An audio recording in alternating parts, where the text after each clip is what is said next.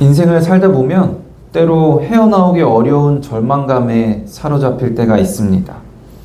그냥 일상적인 힘듦이 아니라 정말로 낙심이 되고 절망에 빠져서 가슴이 답답해지고 또 한없이 눈물이 흐르는, 더 심해지면 모든 것을 다 포기하고 싶을 정도로 어려움이 있을 때가 있습니다. 꿈꾸고 목표했던 일이 잘 안 돼서 계속해서 일이 안 풀리고 꼬여서 그럴 수도 있고요. 또 사랑하는 사람과의 사별 또는 이별 때문에 그럴 수도 있고요. 불의의 사고를 당해서 그럴 수도 있고, 경제적인 어려움 때문에 그럴 수도 있습니다. 그것도 아니면 남들이 보기에는 별 문제가 없는 것 같기도 하지만 마음의 병이 나서 어려움을 겪는 사람들도 요즘에는 아주 많습니다. 여러분들은 살면서 어떤 어려움들, 어떤 절망감을 겪으셨나요? 그런 어려움들을 어떻게든 잘 견뎌내시고 이 자리에 계신 것일 텐데요. 견뎌낸다는 것만으로도 참 대단한 것이지만 사실 그저 견뎌내는 것만으로는 절망감을 완전히 극복했다고 할 수는 없습니다. 그 절망감을 완전히 극복하지 못하면 마음에 큰 상처가 남게 되기 때문에 계속 그 절망감을 외면하기 위해 애써야 할 수도 있고, 때로 그 상처들로 인해서 크고 작은 문제들이 생기곤 합니다. 견뎌내다 보니 상황이 좀 나아진 경우라면, 상황이 다시 안 좋아지는 경우에는 또다시 절망감에 빠질 수도 있어요. 또 그와 비슷한 상황이 다시 생기면 그 트라우마 때문에 그 상처가 다시 덧나서 문제가 생길 수도 있게 되는 거죠. 절망감을 온전히 극복을 해야지만 그 문제로부터 진정으로 자유로워질 수가 있습니다. 오늘 본문인 시편 28편에서 절망감을 완전히 극복하고 진정으로 자유함을 누린 다윗의 모습을 볼 수가 있습니다. 이 시편 28편은 대부분의 학자들이 다윗이 말년에 겪은 일, 자신의 아들인 압살롬의 반역으로 인해서 도망을 다니던 때 쓴 것으로 여기고 있습니다. 다윗은 왕이 되어서 수많은 부귀 영화를 누리기도 했지만 어려움도 참 많이 겪었던 사람이었어요. 골리앗을 물리친 뒤로 참 잘 나가는 장군이었잖아요. 그런데 자신의 장인어른이었던 사울 왕이 자신을 죽이려고 해서 장인어른에게 쫓기면서 광야에서 사는 처량한 신세가 되기도 했어요. 사울 왕을 피해서 블레셋 땅에 살 때에는요, 남자들이 전쟁 때문에 잠시 자리를 비운 사이에 아말렉이 공격을 해서 자녀들과 부인들을 다 잡아가는 일이 있었습니다. 그래서 다윗의 아내도 생사도 알지 못한 채 자녀와 아내를 잃게 되는 그런 일도 있었고요. 또 다윗을 따르던 사람들이 자신들의 가족이 포로로 잡혀간 그 슬픔 때문에 다윗을 돌로 쳐 죽이려고 했던 그런 위기의 상황도 있었습니다. 장인어른도 자신을 죽이려고 하고 자신을 따르던 사람들도 자신을 죽이려고 하니까 얼마나 힘들고 절망스러운 상황이었겠어요. 그런데 압살롬이 반란을 일으키고 다윗을 죽이려고 했을 때 다윗은 가장 절망감을 느꼈을 것 같습니다. 왜냐하면 장인어른도 아니고 친구들도 아니고 자신의 아들인 압살롬이 반란을 일으켰거든요. 압살롬이 아버지의 왕궁을 빼앗고 아버지를 죽이려고 했기에 아버지로서 다윗은 정말로 큰 절망이 됐을 겁니다. 그리고 사울에게 쫓기던 때는 그래도 20대의 아주 젊은 나이였거든요. 당연히 힘들었겠지만 버틸 만한 건강과 체력, 정신력이 있었겠죠. 그리고 미래에 대한 무한한 가능성과 또 기대감도 젊었기 때문에 가질 수 있었을 거예요. 그런데 이 압살롬에게 쫓기던 다윗은 이제 살 날이 얼마 남지 않은 60대였습니다. 버틸 만한 건강과 체력도 없고 미래에 대한 기대도 별로 크지 않았을 거예요. 그래서 다윗은 이 깊은 절망감에서 헤어나오기가 쉽지 않았을 겁니다. 이런 절망감 가운데서 다윗은 어떻게 했을까요? 본문 1, 2절을 다시 한번 읽어볼까요? 여호와여, 내가 주께 부르짖으오니 나의 반석이여 내게 귀를 막지 마소서. 주께서 내게 잠잠하시면 내가 무덤에 내려가는 자와 같을까 하나이다. 내가 주의 지성소를 향하여 나의 간구하는 소리를 들으소서. 다윗이 비록 나이는 들었지만 절망감에 빠졌을 때 대처하는 방식은 젊은 시절과 변하지 않고 아주 한결같았어요. 간절히 하나님께 기도하는 것입니다. 본문 1절과 2절에서는 주께 부르짖는다라는 표현이 반복돼서 사용됩니다. 부르짖음은 간절히 기도한다는 것을 뜻해요. 얼마나 간절히 기도했냐면 주님께서 응답하시지 않는다면 내가 죽는 것과 같다며 하나님의 응답에 목숨을 걸고 하나님을 의지하며 기도하고 있습니다. 그리고 기도의 내용이 뭐냐면 간구하는 소리였어요. 간절히 바라고 구하는 기도였습니다. 낙심이 되고 깊은 절망감에서 헤어나오기 쉽지 않을 때 우리는 기도해야 합니다. 힘들 때 당연히 기도하지 않냐라고 하실 수도 있는데 우리가 생각하는 그런 수준의 기도가 아니에요. 정말로 간절히 바라고 구하는 기도, 오직 하나님만을 의지하는 기도, 하나님이 응답하시지 않는다면 내가 죽는 것과 같다는 그런 기도. 다른 어떤 것으로도 이 절망감을 완전히 극복할 수가 없고 오직 하나님만이 유일한 길이요 진리요 생명이라는 믿음으로 하나님께만 매달리는 그런 간절한 기도입니다. 성경을 보면 다윗 외에도 절망적인 상황과 마음 가운데 이렇게 간절히 기도하는 모습들이 등장합니다. 유다의 또 다른 왕 히스기야 왕은요, 자신이 죽을 때가 되었다는 것을 알았을 때 벽을 보고 통곡하며 기도했습니다. 벽을 본다는 것은요, 다른 어떤 것도 보지 않고 오직 하나님과 마주하겠다, 오직 하나님만 바라보고 기도한다라는 뜻이에요.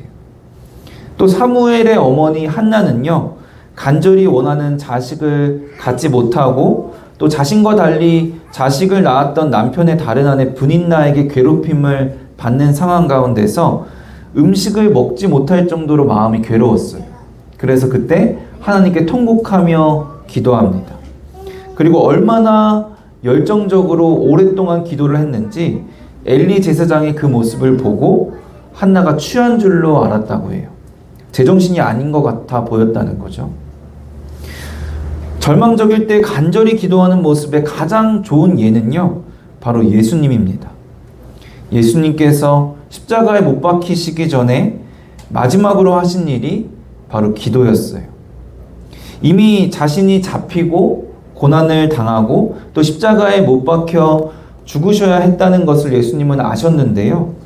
연약한 사람의 몸으로 이 땅에 오셨기 때문에 예수님에게도 이 일을 감당하는 것은 결코 쉬운 일이 아니었습니다. 십자가 형벌이 고대의 로마의 아주 잔혹한 사형 방식인데 인간이 가장 고통스럽게 죽도록 인간성을 말살해서 죽이려는 목적으로 고안된 형벌이었어요. 그런데 자기 발로 그 고통스러운 형벌을 당하러 가야 하는 상황이니까 얼마나 마음이 힘드셨겠어요. 그래서 이렇게 기도하셨습니다. 누가복음 22장 42절부터 44절 같이 읽어볼까요? 이르시되 아버지여, 만일 아버지의 뜻이거든 이 잔을 내게서 옮기시옵소서. 그러나 내 원대로 하시고 아버지의 원대로 되기를 원하나이다. 천사가 하늘로부터 예수께 나타나 힘을 더하더라. 예수께서 힘쓰고 애써 더욱 간절히 기도하시니 땀이 땅에 떨어지는 핏방울 같이 되더라. 얼마나 간절히 기도하셨는지 땀을 뚝뚝 흘릴 정도로 기도를 하시는데 그 땀이 핏방울 같았다고 합니다. 실제로 의학적으로도요, 극심한 스트레스나 고통을 겪을 때 혈관이 터져서 땀과 함께 피가 배출되는 현상이 아주 간혹 있다고 해요. 예수님이 진짜로 땀과 함께 피를 흘리셨는지 아니면 그냥 비유적인 표현인지는 알 수 없지만 어쨌든 분명한 것은 정신적인 고통이 큰 상황에서 예수님이 정말로 간절히 목숨을 걸고 기도하셨다는 겁니다. 절망 가운데 우리는 이렇게 기도해야 돼요. 목숨을 걸고 정말로 이 기도의 응답을 받지 못하면 내가 죽는 것과 다름이 없다는 그런 간절함으로 기도를 해야 합니다. 오직 하나님만을 의지하고 전심으로 모든 것을 걸고 하는 기도. 설교를 준비하기 위해서 이 말씀을 묵상하면서요, 제 스스로를 돌아봤어요. 절망 가운데 내가 정말로 모든 것을 걸고 간절히 기도한 적이 있는가? 생각해보면 기도를 하긴 하지만 정말로 간절히 기도하지는 못했던 것 같아요. 내가 겪는 모든 문제가 하나님께 속한 것이고 그렇기 때문에 하나님만이 이 문제를 해결하실 수가 있고 하나님이 응답하시지 않는다면 내가 죽는 것과 같다고 하나님만 의지하고 하나님께 간절히 매달리는 그런 기도를 해야 하는데 우리는 이렇게 기도하지 않을 때가 많습니다. 기도를 하면서도 기도를 내가 이 문제를 해결하기 위한 많은 방편들 중에 하나로 생각하기도 합니다. 하나님이 이 기도에 응답해 주시면 좋고 아니면 말고 응답해 주시지 않으면 내가 다른 방법을 또 찾아보면 되니까 이런 마음이면 당연히 간절히 기도할 수가 없습니다. 아니면 그냥 기도를 감정 해소의 방법 정도로 여기는 경우도 있어요. 이런 경우에는 겉으로 보기에는 굉장히 간절한 기도처럼 보이기도 해요. 기도하면서 막 부르짖기도 하고 울기도 하죠. 그런데 자신의 그 부정적인 감정들이 부르짖고 울면서 다 해소가 되면 언제 그랬냐는 듯이 기도의 자리를 떠나버리곤 합니다. 또는 그저 하나님을 이용하려는 마음으로 기도하는 경우도 있어요. 하나님이 왕이시고 모든 것이 하나님께 속한 것이라는 믿음이 아니라 그저 하나님을 특별한 능력을 가진 신적인 존재, 또 나를 위해 일을 해야 하는 수호신과 같은 존재로 여기고 기도할 때도 있습니다. 물론 하나님이 특별한 능력을 가지셨고 날 사랑하시고 나를 인격적으로 만나주시는 하나님이시지만 하나님이 어떤 분이신지를 알지 못하고 필요할 때만 찾고 이용하려는 기도는 기도의 유익을 온전히 누릴 수가 없습니다. 그렇다면 절망 가운데 오직 하나님만을 의지하고 간절히 기도하는 자에게는 어떤 변화가 있을까요? 어떤 기도의 능력을 경험하게 될까요? 첫째로 간구하는 소리가 기뻐하는 소리로 바뀌게 됩니다. 본문 6절 7절 같이 읽어볼까요? 여호와를 찬송하며 내 간구하는 소리를 들으심이로다. 여호와는 나의 힘과 나의 방패이시니 내 마음이 그를 의지하여 도움을 얻었도다. 그러므로 내 마음이 크게 기뻐하며 내 노래로 그를 찬송하리로다. 처절하게 간구하던 다윗이 갑자기 하나님을 찬양합니다. 원어를 보면요, 그 이유가 분명하게 나와요.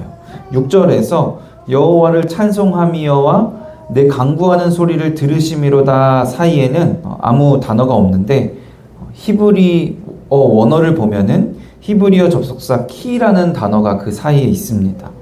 이 키라는 접속사는 뭐뭐 하기 때문에 라는 뜻이에요.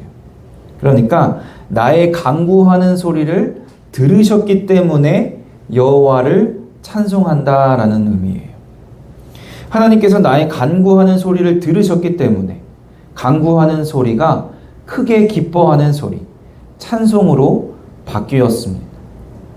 절망이 가득한 상황이었는데 오히려 크게 기뻐하게 되는 것이 간절히 기도하는 자가 누리게 되는 큰 유익이에요. 여기서 내 간구하는 소리를 들으셨다는 것에 대해서 많은 신학자들이 응답하실 것을 미리 확신했다라는 것으로 해석을 합니다. 다윗이 기도한 대로 해주실 것, 그리고 그대로 응답해 주실 것을 믿기 때문에 미리 감사하고 미리 기뻐할 수 있다는 거죠. 물론 그런 의미도 있겠지만 저는 그것보다는 다른 의미가 더 강한 것 같아요. 다윗이 기도한 대로 해주시든지 안 해주시든지 상관없이 전지전능하신 창조주 하나님께서 다윗의 기도를 들으셨다는 것 그 자체로 기뻐할 수가 있고, 그 전지전능하신 창조주 하나님이 나의 힘과 나의 방패라는 것을 깨닫게 해주셨기 때문에 비록 상황은 변하지 않았지만, 상황은 보면 아직 절망적일 수도 있지만 그 마음에 이미 하나님께서 응답을 해주셨기 때문에 다윗이 간구하는 소리가 기뻐하는 소리로 바뀔 수 있었던 겁니다. 다윗의 고백을 봐도요, 상황이 아니라 마음을 강조하고 있어요. 내 마음이 그를 의지하여 도움을 얻었도다. 내 마음이 크게 기뻐하여 내 노래로 그를 찬송하리로다. 내 상황이 변하여서 내가 기뻐한다라가 아니라 내 마음이 그를 의지하여 도움을 얻었다라고 고백합니다. 절망 중에 간절히 기도할 때 나의 기도를 들으시고 나에게 응답하셔서 전지전능하신 창조주 하나님께서 나를 도우시고 나를 구원하시는 하나님이시며 나의 힘과 방패이심을 깨닫게 하시기 때문에 비록 상황은 여전히 변하지 않을지라도 하나님이 나를 도우시기 때문에 우리의 마음은 주님을 의지하여 크게 기뻐하며 찬송할 수 있습니다. 때로는 우리의 마음에 응답을 주시거나 우리가 원하는 대로 다 문제 해결이 되는 놀라운 기도 응답을 받고도 기뻐하며 하나님을 찬송하지 않는 경우가 있어요. 만약 그렇다면 온전히 하나님을 의지하지 않고 정말로 간절히 기도하지 않았기 때문일 겁니다. 하나님은 우리를 긍휼히 여겨주시고 우리를 사랑해 주시기 때문에 우리의 부족한 간구에도 때때로 응답을 해주셔요. 하지만 우리의 기도가 주님을 의지하는 정말로 간절한 기도가 아니라면 기도하는 자가 누릴 수 있는 유익, 하나님이 주시는 그 큰 기쁨을 온전히 누릴 수가 없습니다. 간절히 기도하는 자의 변화, 둘째로 나를 위한 간구가 우리를 위한 간구로 변화됩니다. 하나님의 응답을 받은 다윗이 하나님을 찬양하고 또다시 기도하게 되는 내용이 본문 8절과 9절입니다. 8절 9절 같이 한번 읽어볼까요? 여호와는 그들의 힘이시오 그의 기름 부음 받은 자의 구원의 요새이시로다. 주의 백성을 구원하시며 주의 산업에 복을 주시고 또 그들의 목자가 되시어 영원토록 그들을 인도하소서. 1절부터 7절까지는 다윗이 나 중심으로 기도를 해요. 나를 위해 간구하고 하나님이 내 간구하는 기도를 들으셨고 하나님이 나의 힘과 나의 방패이시며 내 마음이 크게 기뻐하며 내 노래로 찬송을 합니다. 그런데 감사와 기쁨으로 이제 다시 찬송하며 기도를 시작할 때에 다윗은 내가 아니라 그들, 주의 백성을 위해 기도하고 찬송합니다. 여호와는 그들의 힘이시오 주의 백성을 구원하시며 그들의 목자가 되시어 영원토록 그들을 인도하소서. 나의 어려움 때문에 나의 간구로 시작을 했는데 하나님의 은혜를 받고서는 주의 백성을 위한 간구로 변화됩니다. 하나님이 어떤 분이신지, 하나님이 원하시는 것이 무엇인지, 궁극적으로 어떻게 되는 것이 나에게 유익한지를 깨달았기 때문일 겁니다. 나를 위한 하나님이 아니라 하나님을 위한 내가 되어야 하는데 그 하나님께서는 그의 백성을 사랑하시고 그의 백성들로 하나님의 나라를 세우셔요. 그리고 그 하나님의 나라가 온전히 세워질 때, 하나님의 나라가 확장될 때, 하나님의 나라가 더욱더 온전해질 때 내가 더 큰 기쁨과 복을 누릴 수 있기 때문에 이 다윗은 하나님의 나라를 위해서, 주님의 백성들을 위해서 기도하는 겁니다. 그래서 기독교는요, 결코 개인주의적인 신앙이 될 수가 없습니다. 나는 개인적으로 구원받았다고, 그래서 교회 다니는 것은 선택할 수 있는 것이라고 생각하는 사람들이 너무나 많은데, 그것은 기독교가 아니에요. 하나님만을 의지하여 정말로 간절히 기도하고 진정한 하나님의 은혜를 경험하고 하나님의 응답을 받은 자는 나를 위한 간구가 우리를 위한 간구, 교회를 위한 간구, 하나님 나라를 위한 간구로 변화될 수밖에 없습니다. 사랑하는 성도 여러분, 어떤 어려움과 어떤 절망 가운데 계십니까? 어떤 어려움과 절망이든 하나님께 속한 문제들인 줄로 믿습니다. 그렇게 우리는 온전히 하나님을 의지하며 정말로 간절히 기도해야 합니다. 그렇게 진정으로 전심으로 기도할 때 하나님 외에 다른 것으로는 이 문제를 해결할 것이 없다는 것을 믿고 기도할 때 우리의 부르짖는 소리, 우리의 간구하는 소리가 감사하는 소리, 기뻐하는 소리, 찬송의 소리로 변화될 줄로 믿습니다. 내가 원하는 것이 다 이루어지고 나의 문제가 다 해결되고 나의 상황이 완벽해서가 아니라 주님이 나의 힘이요 나의 방패이시기 때문에, 주님이 나의 기도를 들어주시고 늘 나와 함께하여 주시기 때문에, 주님이 나를 구원해 주시고 영원한 승리와 생명을 약속해 주셨기 때문에 주님이 주시는 큰 기쁨을 누리는 우리가 되기를 소망합니다. 그리고 그 기쁨이 나와 하나님과의 관계에서 끝나는 것이 아니라 우리 공동체에게로까지 흘러가기를 소망합니다. 나를 사랑하시고 나를 위한 하나님이 아니라 그의 백성을 사랑하시고 그들이 하나 되기를 원하시는 하나님이시기 때문에, 그 하나님 나라를 통해 나를 복주시기 원하시는 하나님이시기 때문에 나를 보살피시고 나에게 응답하신 그 사랑과 은혜가 우리 공동체에도, 우리 공동체의 누군가에게도 있기를 계속해서 기도하며 축복의 통로로 쓰임받는 저와 여러분 되시기를 주님의 이름으로 간절히 축원합니다.